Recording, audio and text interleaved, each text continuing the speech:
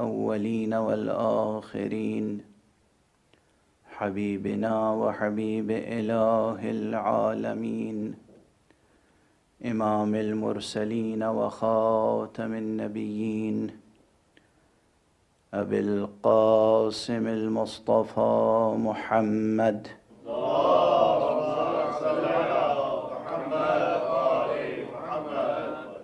وعلى أهل بيته الطيبين الطاهرين الهداة المهديين المعصومين المظلومين واللعنة الدائمة على أعداء الحق والدين. أما بعد، فقد قال الله تعالى عز اسمه في محكم كتابه ومتقن خطابه: بسم الله الرحمن الرحيم. قل لله المشرق والمغرب يهدي من يشاء إلى صراط مستقيم. صدق الله العلي العظيم.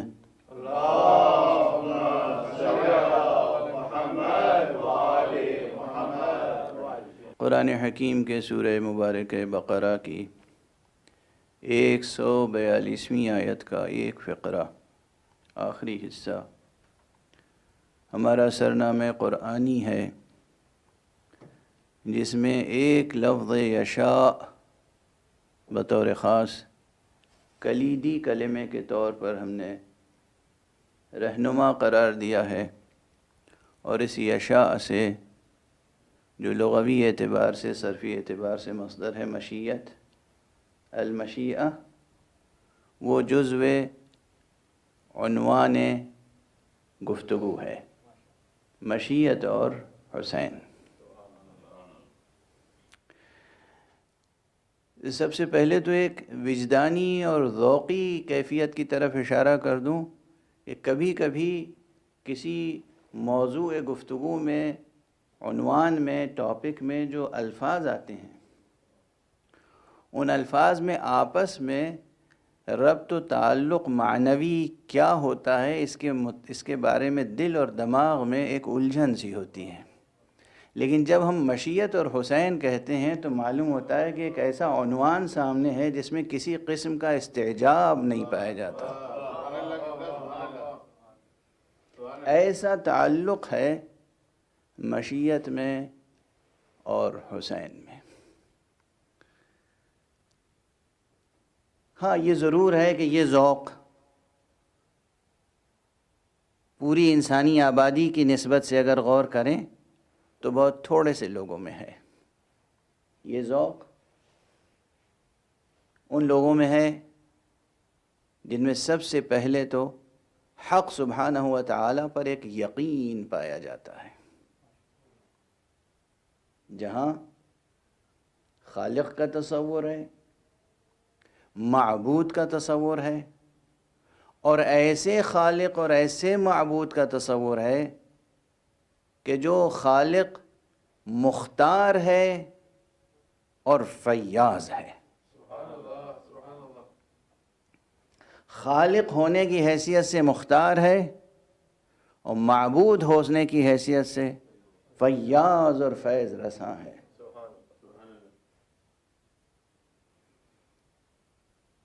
اور یہاں تو اختیار و فیاضی رب کی بس انتہا یہی ہے، کیسا قادر مطلق اور کیسا فیاض علی الاطلاق ہے وہ، کہ جس نے کسی بھی صاحب ادراک و احساس سے جبراً سجدہ نہیں کرایا۔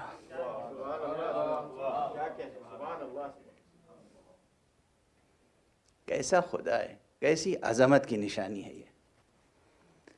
دیکھیے، جہاں عظمتیں نہیں ہوتی وہاں لوگ اپنی عظمتوں کو منوانے کے لیے جبر کا سہارا لیتے ہیں،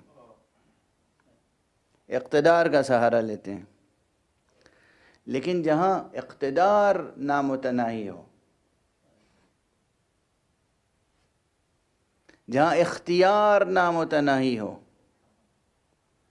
وہاں پروردگار عالم نے کسی سے بجبر اپنا سجدہ نہیں کرایا ہے۔ روئے زمین پر کوئی فرد بشر آپ کو نہیں ملے گا، اور اگر عالم بشریت سے ماورا دیکھنے کی اور ربط پیدا کرنے کی کسی میں سکت ہو، صلاحیت ہو، تو آپ دیکھیں گے کہ جو نادیدہ مخلوقات ہیں پروردگار کے، ان میں بھی کوئی یہ کہتا ہوا نہیں ملے گا کہ ہم سے جبراً سجدہ کرایا گیا ہے۔ وہ پروردگار، اس کا تصور اگر ذہن میں ہے، اجمالی تصور، ظاہر ہے کہ وہ ہمارے تصور میں محدود نہیں ہو سکتا، پروردگار ہمارے تصورات میں محدود نہیں ہو سکتا۔ اسی لیے میں نے کہیں عرض کیا تھا تو بعض حضرات کو شکوک و شبہات لاحق ہو گئے۔ یہ شکوک و شبہات بھی کورونا سے کم نہیں ہیں، جسے لاحق ہو جائیں ہلاک کر کے چھوڑتے ہیں۔ ان کی بھی شفا یابی کے لیے دعا کی۔ بہت سادہ سا مسئلہ تھا، میں دوبارہ اسے وضاحت سے عرض کر رہا ہوں، اور افسوس تب ہوتا ہے کہ جب ایسے لوگوں کی طرف سے اعتراض آئے جو خود کو پابند دین بھی یا ذمہ دار دین بھی کہتے ہوں، خود ادعا رکھتے ہوں کہ وہ ذمہ دار دین ہیں۔ تصور پہ بات آ گئی کہ جو میں نے کہا کہ خالق کا تصور کے یہ معنی نہیں ہے کہ واقعاً کوئی تصور ہوگا آپ کے ذہن میں، خالق کا یقین، خالق کے ہونے کا یقین، ایک ایسے خالق کے ہونے کا یقین جو خالق قادر مطلق ہے، اس کا اختیار نامتناہی، اس کی قدرت نامتناہی، اس کا فیض نامتناہی، اس کی عطا نامتناہی۔ تو یہ اگر یقین ہے، اب اسی یقین کے تعلق سے لوگ کہتے تھے خدا کا تصور بھی رکھتے ہو کہ نہیں بھائی؟ ورنہ خدا کا تصور تو کوئی بھی نہیں رکھتا اور رکھ بھی نہیں سکتا، خدا تو متصور ہو ہی نہیں سکتا نا۔ دیکھیے صاد واو رے کا جو یہ مادہ ہے، اسی سے صورت ہے، اسی سے تصویر ہے۔ نہ خدا صورت رکھتا ہے، نہ اس کی تصویر بن سکتی ہے، نہ وہ تصور میں آ سکتا ہے۔ خدا کوئی ہماری جیسی صورت تو نہیں رکھتا، وہ مکتب الگ ہے۔ جو قائل ہیں کہ اللہ ہمارا ہی جیسا ہے، نعوذ باللہ، جسم رکھتا ہے، سر و سینہ رکھتا ہے، ساق و قدم رکھتا ہے، ان سے ابھی گفتگو نہیں ہے۔ گفتگو ان سے ہے جو ایک ایسے خالق کو پر یقین رکھتے ہیں جس خالق سے محمد مصطفیٰ صلی اللہ علیہ وآلہ وسلم نے متعارف کرایا ہے، جس خالق کا تعارف ہم سے انبیاء نے کرایا ہے، پیغمبر خاتم نے کرایا ہے، اور امیر المؤمنین علی ابن ابی طالب علیہ السلام نے کرایا ہے۔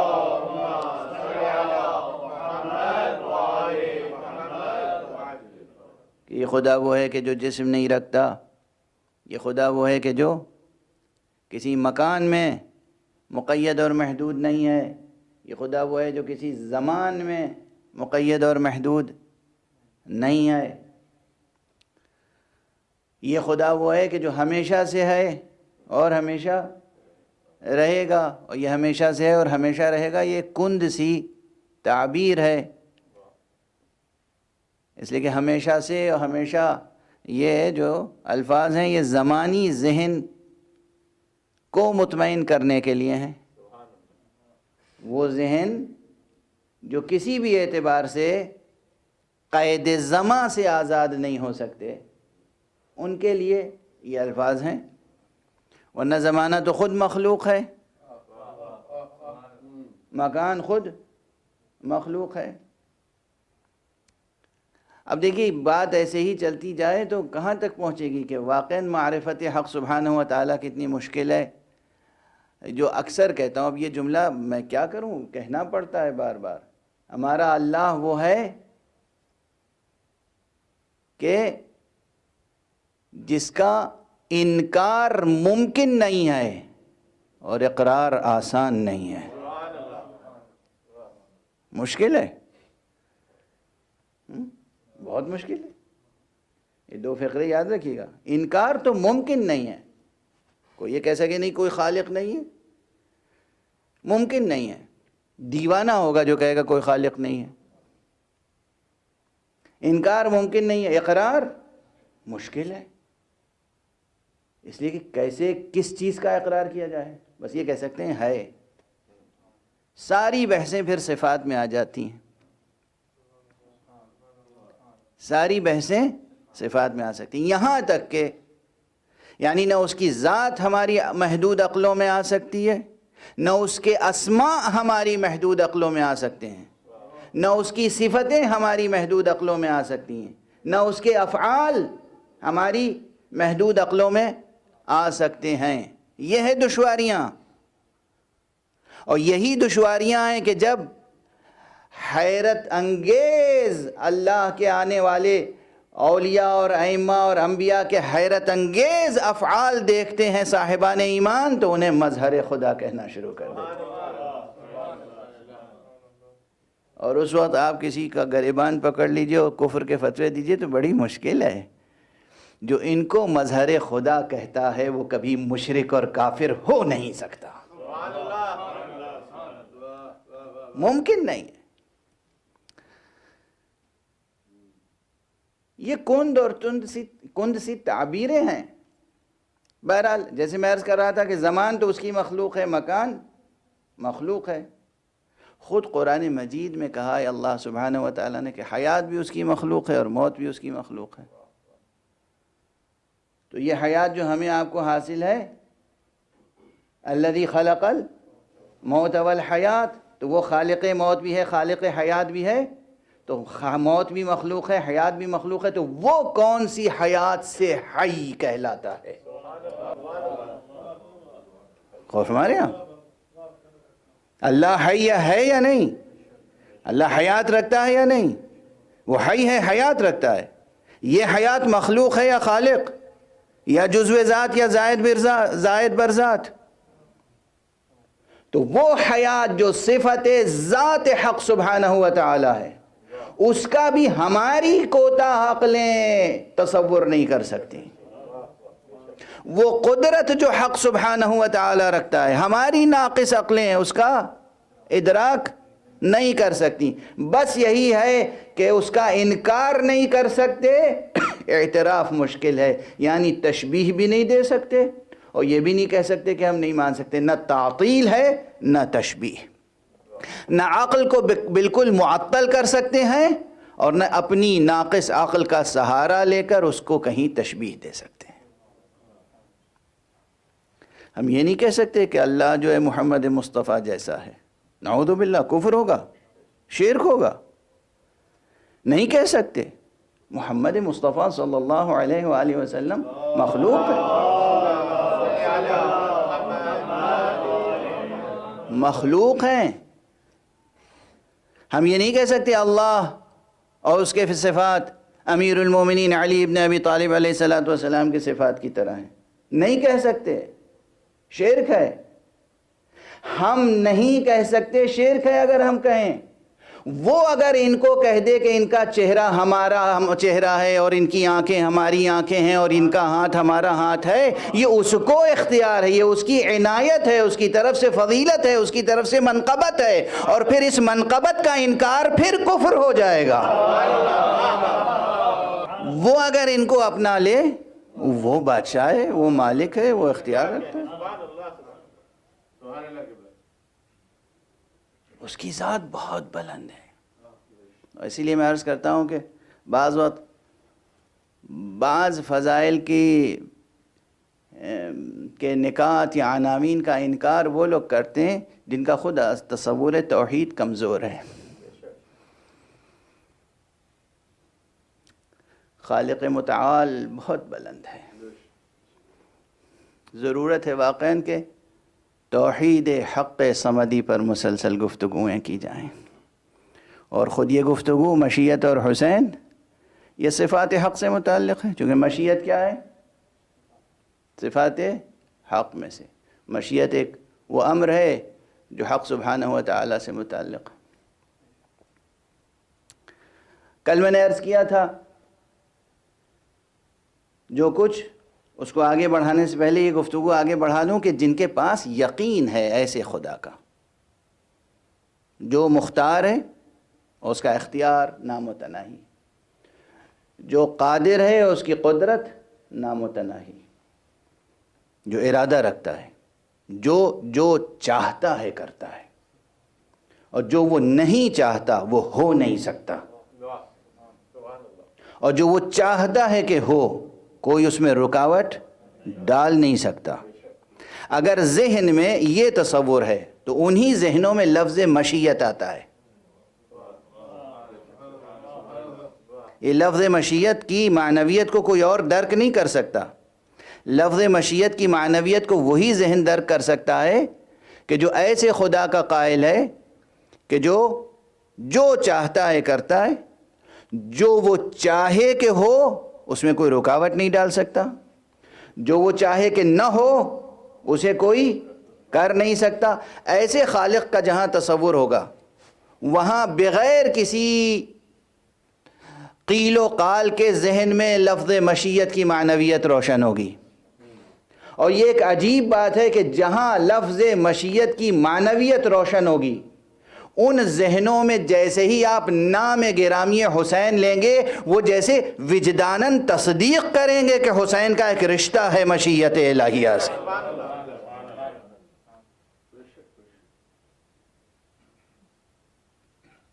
بات بلند افق تک پہنچ گئی، کافی بلند افق تک پہنچ گئی۔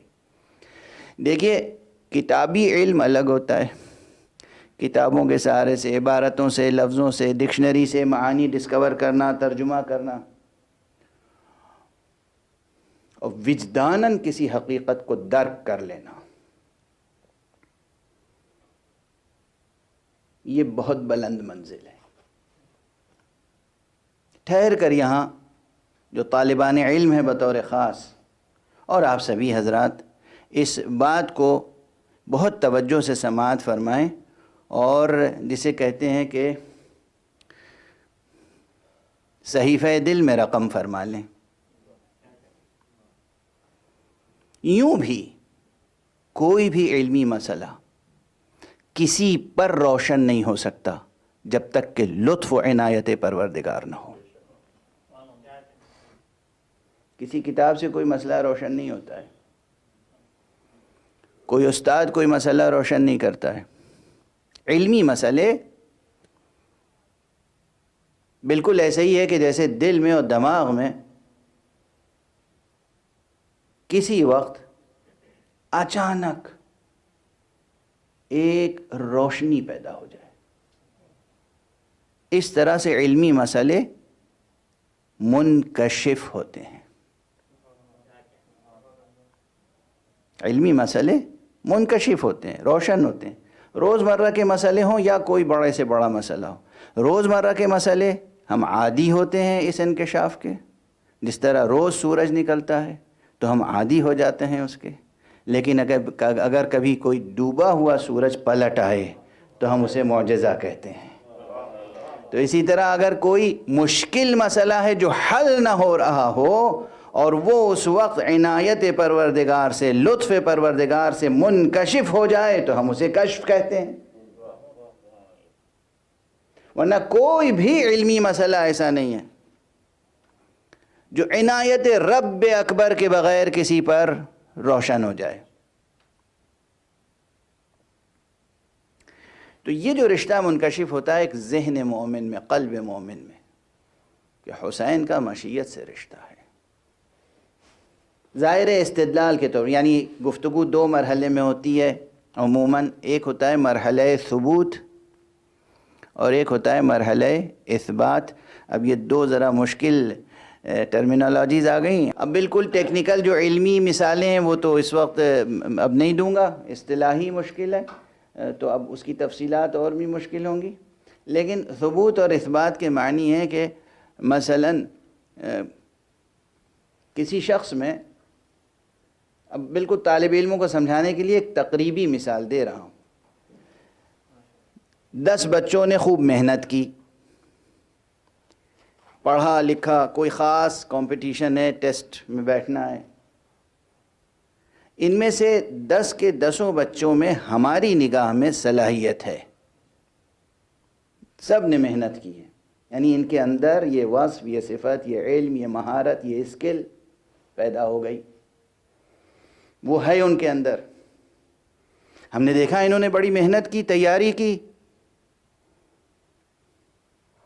لیکن ابھی کمپٹیشن باقی ہے، اور ابھی واقعاً انہوں نے محنت ضرور کی، لیکن وہ مطالب، وہ مہارت کتنی ان کے نفس میں، ان کی ذات میں جاگزیں ہو سکے، کتنے راسخ ہوئے وہ مطالب، وہ معلومات کس قدر کلیئر ہیں ان کے ذہن میں، کتنا شفاف تصور ہے ان مطالب کا، یہ ہم ابھی بھی نہیں کہہ سکتے. پڑھا ہے، محنت کی ہے، مہارت پیدا کی ہے، مگر ہم کچھ کہہ نہیں سکتے. اب جب یہ ٹیسٹ میں بیٹھے اور ٹیسٹ کا رزلٹ آیا تو رزلٹ نے اعلان کیا کہ فلاں فلاں فلاں کے اندر صلاحیت ہے. ٹیسٹ کے اعلان نے صلاحیت پیدا نہیں کی، ٹیسٹ کے اعلان نے موجود صلاحیت کا اعلان کیا ہے صرف. تو جو صلاحیت پہلے سے موجود ہے اسے کہتے ہیں مقام ثبوت، اور جو اعلان ہوتا ہے اسے کہتے ہیں مقام اثبات. اس اعلان کے ریفرنس سے ساری دنیا کہتی ہے، ثابت کرتی ہے کہ ان میں یہ چیز پائی جاتی ہے، ان میں یہ چیز پائی جاتی ہے، ان میں یہ چیز پائی جاتی ہے. ثبوت تو خود ان کے اندر وصف ہے نا، مہارت تو ان کے اندر ہے، لیکن عرفاً عام لوگ کیا کہتے ہیں، غیر علمی اصطلاح میں اس بات کو ثبوت اور ثبوت کو اس بات کہنا شروع کر دیتے ہیں. غور فرمائیں آپ. تو انبیاء، ائمہ، ان کا رشتہ ہوتا ہے مشیت سے، مگر بعض اعلانات ایسے ہوتے ہیں، بعض واقعات ایسے ہوتے ہیں کہ جو اس مقام ثبوت کے اعلان کے لیے اس بات کے طور پر ہمارے سامنے موجود ہوتے ہیں. سرکار سید الشہداء ابو عبداللہ الحسین علیہ السلام کی سیرت طیبہ پر جب ہم نظر ڈالتے ہیں، ترتیب واقعات پر جب ہم نظر ڈالتے ہیں، تو ہمیں ایک سے زیادہ ایسی روایتیں، ایسی حدیثیں، ایسے واقعات ملتے ہیں جہاں ثابت ہو جاتا ہے کہ ان کا تعلق مشیت پروردگار سے، مشیت حق سے ہے. اور انبیاء میں بھی ہے، اور ائمہ میں بھی ہے، اللہ کے اور ولیوں میں بھی ہے، لیکن سرکار سید الشہداء کا مقام بہت بلند ہے. تو ایک مقام پر مشیت کے معنی میں نے کل عرض کیے کہ اگر خوب غور و خوض کیجیے گا اور تمام علماء کی کتابیں نچوڑیے گا، وہ عبارت جوں کہ توں ملے گی نہیں جو میں نے گزارش کی ہے.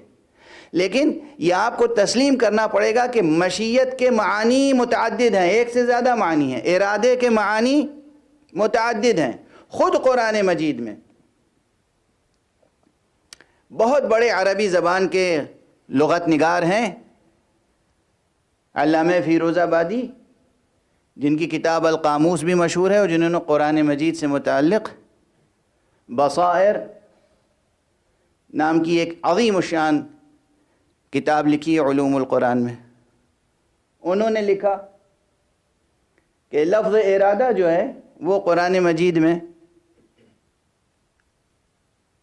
تقریباً 5 معانی میں استعمال ہوا ہے. کبھی کبھی یہ بھی ہوتا ہے کہ متکلم اتنا قوی ہو کہ ایک لفظ جتنی بار استعمال کرے نئے معانی منکشف کرے. اور ہمارے یہاں خلاقیت ہو تو ایسی،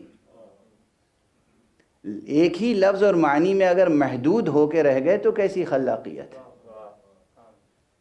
اگر ایسی خلاقیت ہے کہ جتنی بار لفظ کا استعمال کیا اتنے بار نئے معانی کی تجلی سامنے آئی، تو معلوم ہے یہ ہے خلاقیت. تو خود قرآن مجید میں لفظ ارادہ متعدد معانی میں استعمال ہوا. لیکن میں عرض کر چکا ہوں کہ لفظ مشیت جو کہتا ہوں قرآن مجید میں تو نہیں ہے، لیکن دینی ادب میں، ریلیجس لٹریچر میں، اسلامک لٹریچر میں اور کلاسیکل اسلامک لٹریچر میں موجود ہے۔ تو مشیت کے ایک معنی یہ ذہن میں رکھیے گا کہ مشیت یعنی وہ ارادہ حق، اللہ سبحانہ و تعالیٰ کا وہ ارادہ جس سے وہ کسی شے کو شے ہونے کا اعتبار بخشتا ہے، جس سے وہ شے کو شے بناتا ہے، جس سے وہ لا شے سے شے بناتا ہے۔ بات یہاں تک پہنچی تھی۔ اب اس سے آگے بڑھاتے ہوئے پھر وہی بات ہے کہ بار بار سوچنا پڑتا ہے کہ بات کتنی پھیلائی جائے اور کہاں تک گفتگو کا دامن سمیٹا جائے۔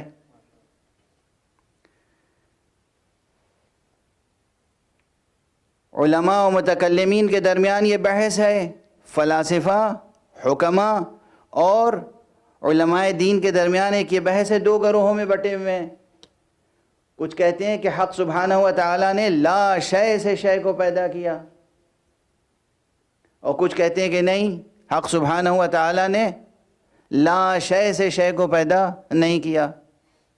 اب یہ بحث ہے اور اس میں ایک دوسرے کی تکفیر بھی کرتے ہیں، یہ ان کو کافر کہتے ہیں، وہ ان کو کافر کہتے ہیں۔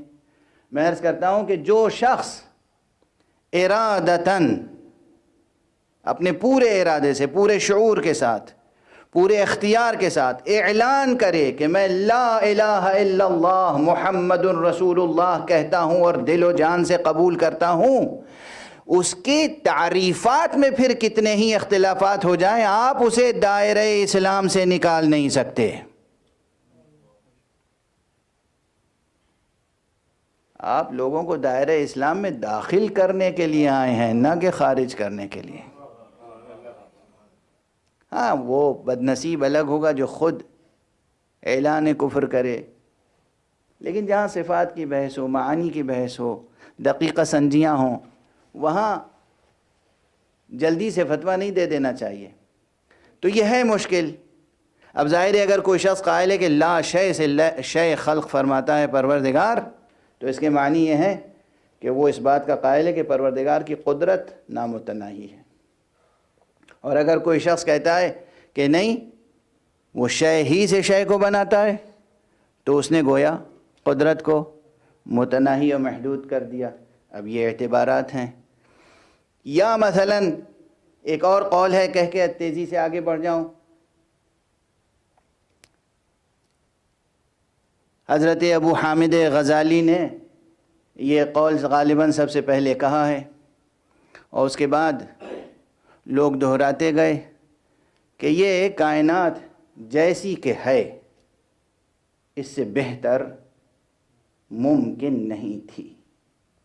اگر ممکن ہوتی تو پروردگار یقیناً اس بہتر شے کو خلق فرماتا۔ اس سے بہتر ممکن نہیں تھی۔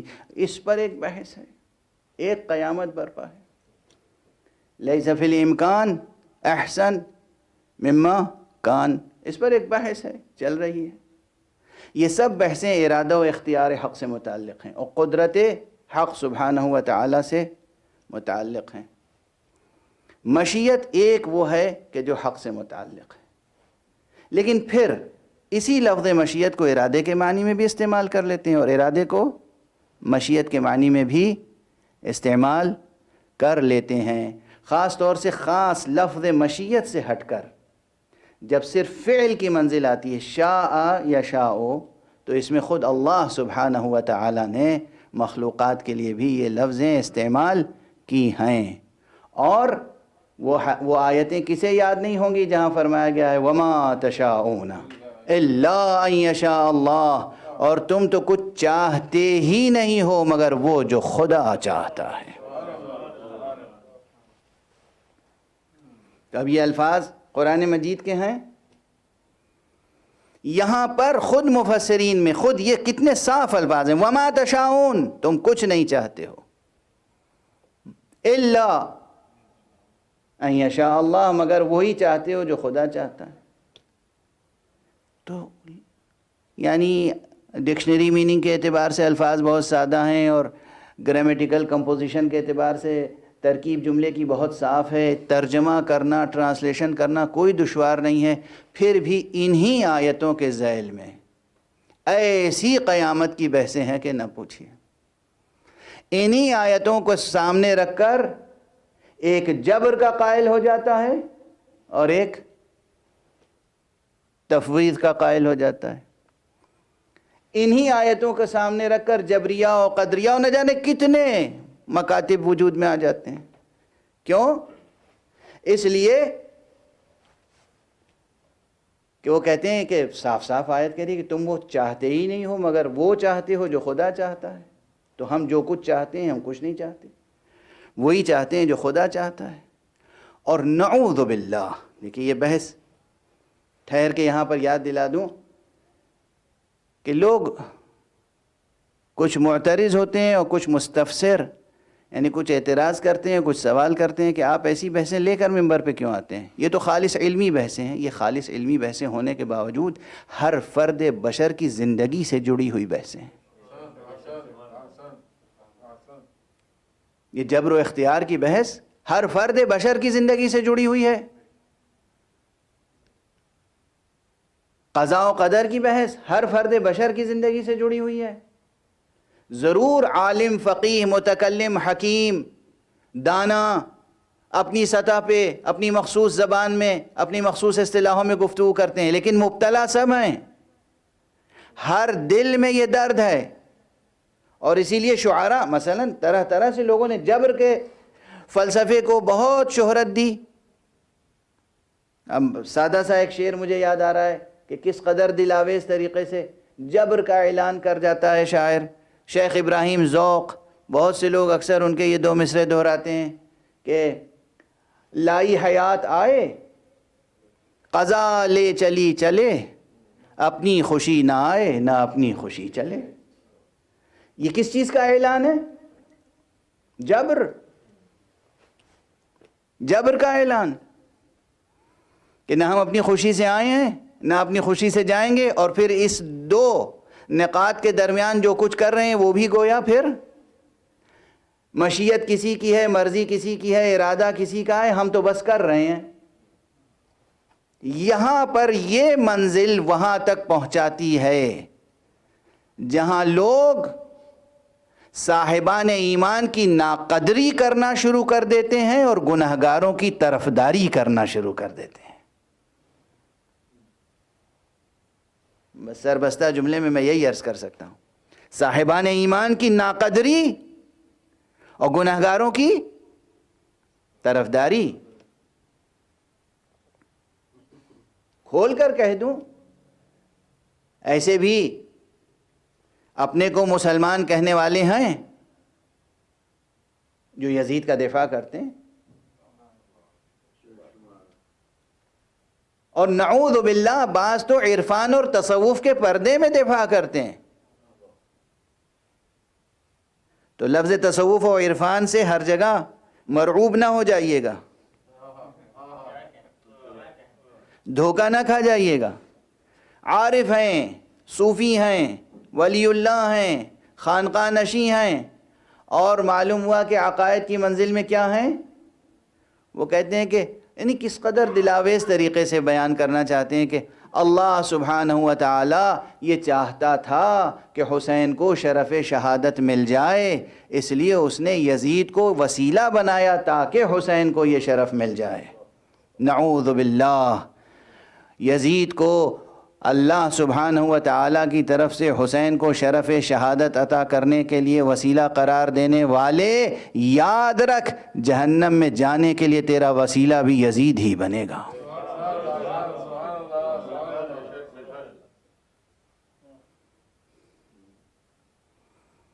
یہ ہے بہکا ہوا عرفان، بھٹکا ہوا تصوف۔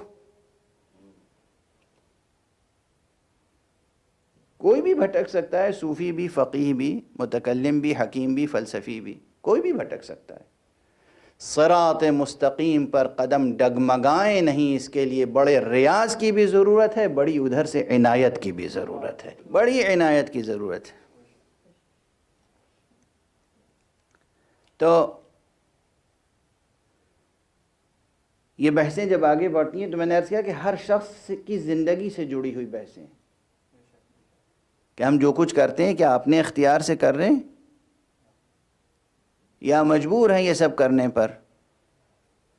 تو یقین رکھیے وجداناً آپ سب حضرات اپنے دل اور دماغ کی طرف رجوع کریں، خود وجداناً اپنے دل سے پوچھیں واقعاً آپ سے جب کوئی غلطی سرزد ہوتی ہے تو آپ کا دل اس غلطی کو غلطی کہتا ہے یا نہیں؟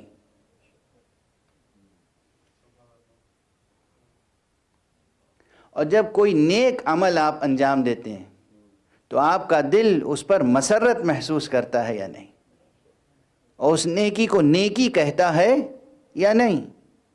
اگر یہ دل، آپ کا دل تو جھوٹ نہیں بولتا نا آپ سے، آپ دوسروں سے جو کچھ بھی بولتے ہوں، سچ بولتے ہوں یا جھوٹ بولتے ہوں، آپ کا دل آپ سے جھوٹ نہیں بولتا۔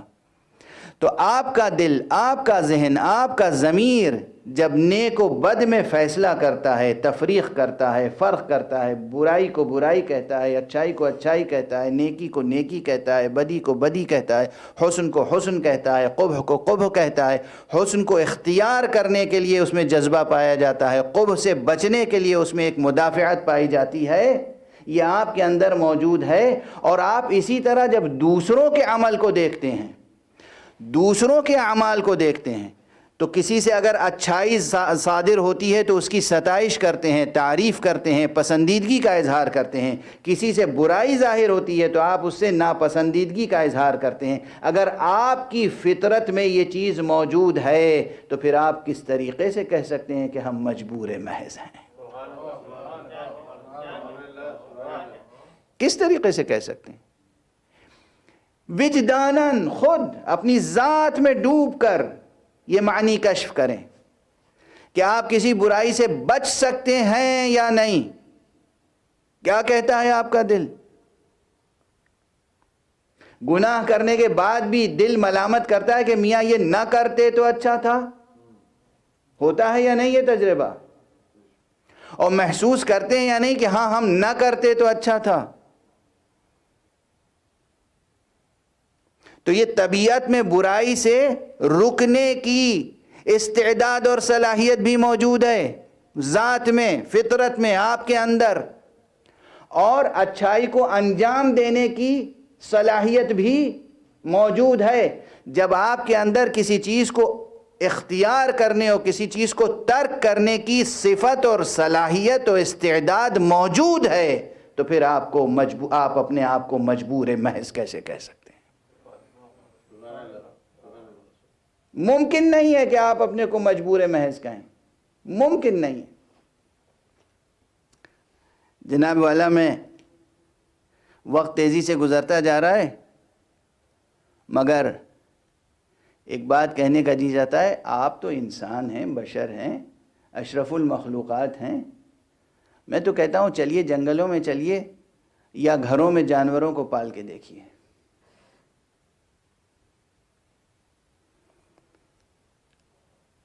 جانوروں کو بھی اللہ سبحانہ و تعالی نے جو خلق فرمایا ہے ان کے اندر بھی ایک اختیار رکھا ہے۔ وہ جانور جو جنگلوں میں رہنے کے عادی ہیں، انہیں آپ لا کے گھر میں لاکھ باندھیں، لاکھ خاطر کریں، لاکھ مدارات کریں، جب تک گلے میں زنجیر رہے گی یا وہ بندھے رہیں گے، پنجڑے میں بند رہیں گے، وہ آپ کے پاس رہیں گے۔ ذرا سا انہیں چھوڑ دیجئے، کھول دیجئے دروازہ، وہ فوراً جنگل کی راہ لیں گے۔ یہ ان کا اختیار ہے جو عمل کر رہا ہے، ان کا اختیار ہے۔ اللہ نے جہاں کے لیے انہیں بنایا ہے وہ وہاں کی راہ لے لیتے ہیں۔ یہ آپ کی اور ہماری بد نصیبی ہے کہ ہمیں جہاں کے لیے بنایا ہے وہاں کی راہ ہم بھول جاتے ہیں۔ بس مثالیں دے کر ہی گفتگو کو اب آگے بڑھا رہا ہوں، اس لیے کہ خالص علمی اصطلاحوں میں تو پھر وقت صرف ہوگا۔ ہمیں جہاں کے لیے بنایا ہے ہم وہاں کی راہ بھول جاتے ہیں، کوتاہیاں ہوتی ہیں، غفلتیں ہوتی ہیں، یہ غفلتیاں ہیں، جبر نہیں ہے۔ حق سبحانہ و تعالیٰ نے انسان کو بہت بلند ترین منزلوں کے لیے پیدا کیا ہے۔ اس کی مشیت سے متعلق یہ بات ہے کہ انسان کمالات تک پہنچے اور انسان ایسی عبادت کرے کہ وہ بہشت کا مستحق بن جائے۔ یہ اس کی مشیت ہے۔ اس کی مشیت یہ نہیں ہے کہ انسان جہنم میں جائے۔ اسی لیے معصوم نے جو ارشاد فرمایا عام سطح ذہنی کو سامنے رکھ کر کہ حق سبحانہ و تعالیٰ کی ایک مشیت ہے، ایک ارادہ ہے، ایک مرضی ہے۔ کبھی کبھی وہ کوئی چیز اس کی مشیت میں ہوتی ہے مگر وہ اس سے راضی نہیں ہوتا۔ بھئی یہ کیسے ممکن ہے کہ کوئی چیز مشیت میں ہو، علم میں ہو اور پھر اس سے راضی بھی نہ ہو؟ اب یہ ہم اپنی اور آپ کی زندگی سے مثال دیتے ہیں۔ فرض کیجئے فرض کیجئے کہ کوئی صاحب ہیں، ان کے 2 بیٹے ہیں۔ ایک بیٹا نہایت لائق، ایماندار، دیانتدار، اطاعت شعار، اور ایک بیٹے کے بارے میں انہیں پتہ چل گیا ہے کہ یہ جھوٹ بھی بولتا ہے اور خیانت بھی کرتا ہے۔ جب ہم پیسے دیتے ہیں کوئی چیز منگانے کے لیے تو وہ ملتی ہے چیز جتنے کی، وہ قیمت دگنی بتاتا ہے اور باقی پیسے رکھ لیتا ہے۔ علم ہو گیا، یہ یقین ہے، جتنے کی ہے اور باقی پیسے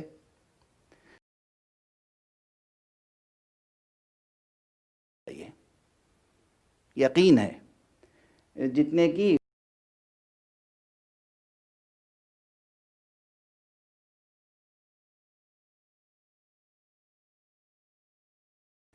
جتنے کی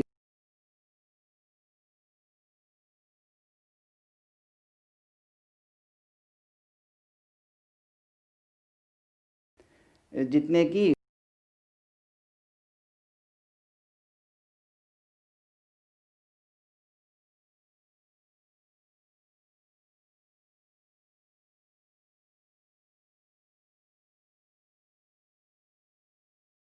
آپ کو معلوم ہے کہ یہ آ کے بتائے گا کہ یہ چیز 90 کی یا 100 کی ملی۔ آپ نے دوسری طرف دوسرے بیٹے سے کہا کہ تم ذرا فاصلے سے کھڑے رہنا، اور جب اس کی بات ہو دکاندار سے تو سننا کہ وہ کیا کہہ رہا ہے، دیکھنا کہ کیا قیمت دے رہا ہے۔ اور فرما رہے ہیں آپ، اب وہ بیٹا، اسے خبر نہیں کہ کوئی شخص مجھے دیکھ رہا ہے، وہ گیا 100 روپے آپ نے دیے اپنے اختیار سے۔ آپ کی مرضی تھی کہ وہ خیانت کرے؟ علم تھا خیانت کرے گا، مرضی تھی کہ خیانت کرے؟ مشیت کیا تھی درمیان میں؟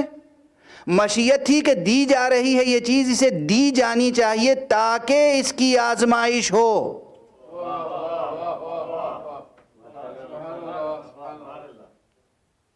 خدا کا شکر ہے کہ ذہن ساتھ ساتھ چل رہے ہیں۔ علم تھا کہ یہ خائن ہے، علم تھا کہ قیمت کتنی ہے، دیا قیمت سے زیادہ، علم رکھنے کے باوجود خیانت پر راضی نہیں تھا، معلوم تھا خیانت کرے گا، اور اس لیے دیا کہ مشیت یہ تھی کہ اس کی آزمائش ہو، اور اس کی ہدایت کے لیے دوسرے بیٹے کو بھیجا کہ تم اس کے عمل پر گواہ رہنا۔ اگرچہ اس بیٹے کو خوف بھی تھا کہ یہ کہیں ایسا نہ ہو قابیل کی طرح مجھے قتل کرنے کے در پہ ہو جائے۔ یہ بیٹا جو گیا ہے اللہ کے مشن، یہ بیٹا جو گیا ہے آپ کے مشن پر، تاکہ اس کی غلط کاریوں کو پکڑے، نیکوکار کی نیکی پر گواہی دے، دکاندار کی نیکی پر گواہی دے کہ اس نے قیمت زیادہ نہیں لی ہے، اس بیٹے کی غلطی پر گواہی دے کہ اس نے غلط کاری کی ہے، اس نے خیانت کی ہے۔ وہ بیٹا جزء مشیت ہے۔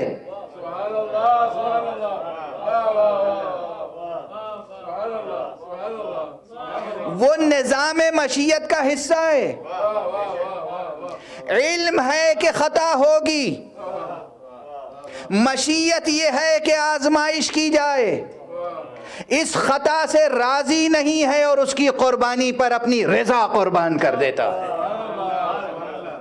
دنیا میں اللہ کو معلوم تھا کہ فرعون ایسا کرے گا تو اقتدار کیوں بخشا، اور اللہ کو معلوم تھا کہ نمرود یہ کرے گا تو اقتدار کیوں دیا، اللہ کو معلوم تھا کہ یزید ایسا ہوگا تو ایسے اسباب ہی کیوں فراہم ہوئے کہ وہ تخت حکومت تک پہنچ گیا۔ یہ سب جبریہ اقوال ہیں،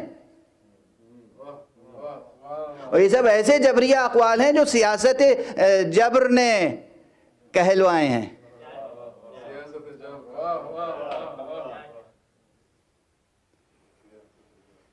اللہ کو معلوم ہے کہ انسان خطا کار ہے، لیکن اللہ نے اپنے معصوم بندوں کو جزء مشیت بنا کے بھیجا ہے، امانت دار مشیت بنا کے بھیجا ہے۔ ہماری مشیت یہ ہے کہ ان کی آزمائش ہو، نیکوں کو کی آزمائش ہو، بدوں کی آزمائش ہو، نیکوں کو ان کا صلہ ملے، بدوں کو ان کی سزا ملے۔ اور جو اس سلسلے میں مصیبتیں برداشت کریں گے، جو اس سلسلے میں مشکلات برداشت کریں گے، قانون حق کو نافذ کرنے کے لیے، مصلحت پروردگار کی حفاظت کی خاطر، ان کا تعلق براہ راست مشیت رب سے ہوگا۔ بس اگر یہ بات سمجھ میں آ گئی تو تمام معصومین کی زندگیوں میں بہت سے واقعات کے اسرار کھل جائیں گے۔ معلوم تھا کہ یہ اس طرح سے ہونے والا ہے تو کس طرح سے عمل انجام دیا اور اقدام کیا، جو مسلسل آپ ماہ محرم میں سنتے ہیں۔ اور جب بھی تذکرہ امام حسین علیہ السلام کا ہوتا ہے تو آپ سنتے ہیں کہ جب مدینے سے چلے تو سرکار سید الشہداء کو روکنے والوں نے روکا۔ اب یہاں پر ایک وضاحت کرتا چلوں، تاریخی حیثیت سے وضاحت ہے، تعلق اس کا کلامی مباحث سے بھی ہے کہ روکنے والوں نے روکا، مگر کوئی ایک مثال سوائے مروان کے اور کوئی ایک مثال نہیں ملتی کہ کسی نے یہ جرأت کی ہو، جسارت کی ہو، یہ ہمت کی ہو کہ امام حسین سے کہتا کہ آپ یزید کی بیعت کیوں نہیں کر لیتے۔ واقعہ کربلا ایک ایسا تاریخی اور عظیم معجزہ ہے کہ اس میں ہر ایک کے لیے اس کے غم کا مداوع موجود ہے۔ کربلا میں ایک سے زیادہ ایسے سیاہ فام افراد تھے جو حسین علیہ السلام پر قربان ہوئے، ان میں سے ایک وہ جواں مرد شخص ہے، جوان نہیں، جواں مرد، جس کا نام جون ہے، سیاہ فام ہے، حبشی ہے۔ یہ حضرت ابوذر کے غلام ہوا کرتے تھے۔ حضرت ابوذر نے جناب امام حسین علیہ السلام کی غلامی میں دیا، جناب امام حسین نے حضرت امام زین العابدین علیہ السلام کی غلامی میں دیا، اور یہ اہل بیت کے ساتھ ساتھ رہے، غلام تھے۔ اور وہ بھی یہ یاد رکھیے گا کہ غلام کر کے نہیں رکھا تھا، غلام بنا کر نہیں رکھا تھا، امام حسین نے آزاد کر دیا تھا، لیکن ان کا آقا آپ نے آزاد کر دیا ہے مگر میں چھوڑوں گا نہیں آپ کا دروازہ، آپ کا دامن چھوڑوں گا نہیں، آپ کا در چھوڑوں گا نہیں، آپ کا گھر چھوڑوں گا نہیں، آپ کی خدمت سے جدا نہیں ہوں گا، میں آپ کی خدمت میں رہوں گا۔ آقا حسن کی خدمت کی، آقا حسین کی خدمت کی، آقا سید سجاد کی خدمت کی، اور کربلا تک آ گئے۔ روز عاشوراء جب بہت سے اصحاب شہید ہو گئے تو یہ سیاہ فام، یہ غلام ابن غلام، یہ آیا اور آقا کے سامنے کہا، ابا عبداللہ یا ابن رسول اللہ، اے رسول زادے، اے فرزند رسول، کیا اجازت ہے کہ میں بھی جا کر آپ کی طرف سے جہاد کروں اور جام شہادت مجھے بھی نصیب ہو جائے؟ امام حسین علیہ السلام نے ایک جملہ فرمایا ہے، تمام مورخین نے لکھا ہے یہ جملہ، یاد رکھیے، سنیے کیا فرمایا۔ کہا دیکھو تم تو ہمارے ساتھ اس لیے تھے تاکہ زندگی کی نعمتیں تمہیں میسر رہیں۔ دیکھیے بڑوں کے ساتھ غلام طبقہ کس لیے ہوتا ہے؟ فقیر طبقہ، نادار طبقہ، محتاج طبقہ، غلام، کنیزیں کس لیے ہوتی ہیں؟ بڑوں کے ساتھ ہوتی ہیں تاکہ ان کی زندگی بھی ان کے سائے میں عیش و عشرت سے بسر ہو جائے، ان کی ضرورتیں پوری ہوتی رہیں، وہ محتاج نہ رہیں کسی کے۔ کہا تم تو اچھے وقتوں کے لیے آئے تھے، تم تو اس لیے آئے تھے، اب ہم یہ نہیں چاہتے کہ تم ذبح ہو جاؤ، تم قتل ہو جاؤ، تم آزاد ہو جاؤ، اور راستہ بھی بتایا کہ تم اس طرح بچ بچ کے نکل جاؤ، تم محفوظ رہو گے۔ یہ ہماری جان کے دشمن ہیں، تم سے کوئی سروکار نہیں ہے انہیں۔ ایک مرتبہ اس غلام نے تڑپ کے کہا، آقا اچھے وقتوں میں تو ہم آپ کے ساتھ رہے، اور جب کوئی سخت وقت پڑے تو ہم چھوڑ کر چلے جائیں، یہ بے وفائی مجھ سے نہیں ہو سکتی، یہ بے وفائی مجھ سے نہیں ہو سکتی۔ حضرت جون نے، حضرت جون نے اس کے بعد چند جملے کہے ہیں، یہ تقریباً تمام مورخین نے کہا یا ابن رسول اللہ ان لونی لاسود۔ اس کے بعد چند حضرت جون نے کہا یا ابن رسول اللہ ان لونی لاسود۔ اس کے بعد چند حضرت جون نے اسود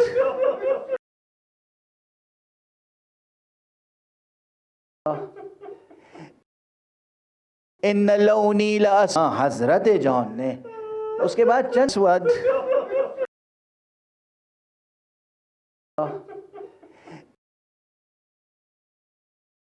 حضرت جون نے ان لونی لاسود، اس کے بعد چند اسود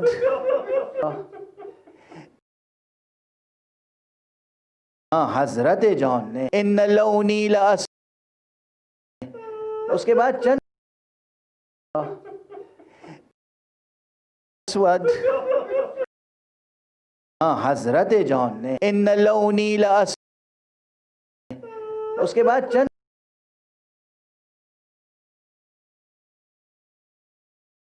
حضرت جون نے اسود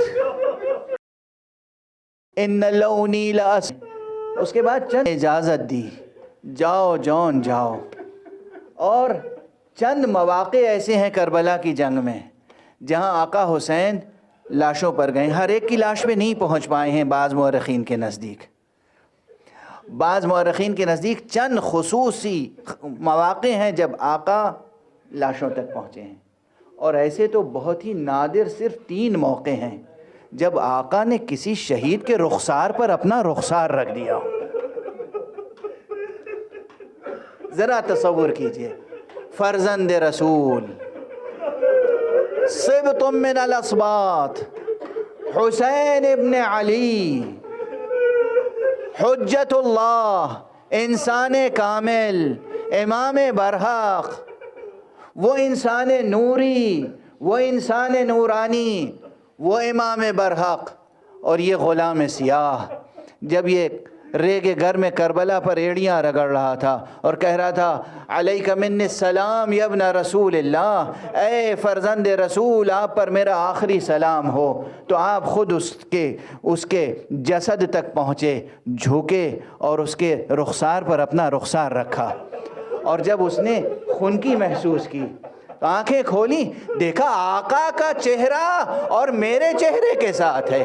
اس نے یہ دعائیں سنی، امام دعائیں دے رہے تھے، پروردگار اس کے چہرے کو نورانی فرما، پروردگار اسے خوشبو عطا فرما، اس کے جسم سے خوشبو آئے، پروردگار اسے جنت نصیب فرما، پروردگار اسے آخرت میں ہم محمد اور آل محمد کے ساتھ شمار فرما۔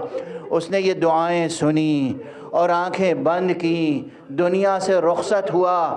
اس کے بعد مورخین نے یہ بھی لکھا ہے امام معصوم کی دعا کی تاثیر، کہ جب بنی اسد دفن کرنے کے لیے آئے ہیں 11 محرم کو اور باعجاز حضرت امام زین العابدین تشریف لائے ہیں، تو بنی اسد نے بھی یہ دیکھا، امام زین العابدین نے بھی دیکھا کہ ایک ایسا لاشا ہے کہ جس کا چہرہ چمک رہا ہے، اس کے چہرے سے گویا نور ساطع ہو رہا ہے، قریب گئے تو مشک سے زیادہ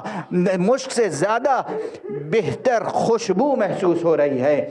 امام نے فرمایا جانتے ہو یہ کون ہے؟ یہ جون غلام ابو ذر ہے، یہ غلام حبشی، یہ غلام سیاہ جسے آقا امام ابو عبداللہ الحسین نے دعائیں دی تھیں، جس کے رخسار پر فرزند رسول نے اپنا رخسار رکھا تھا۔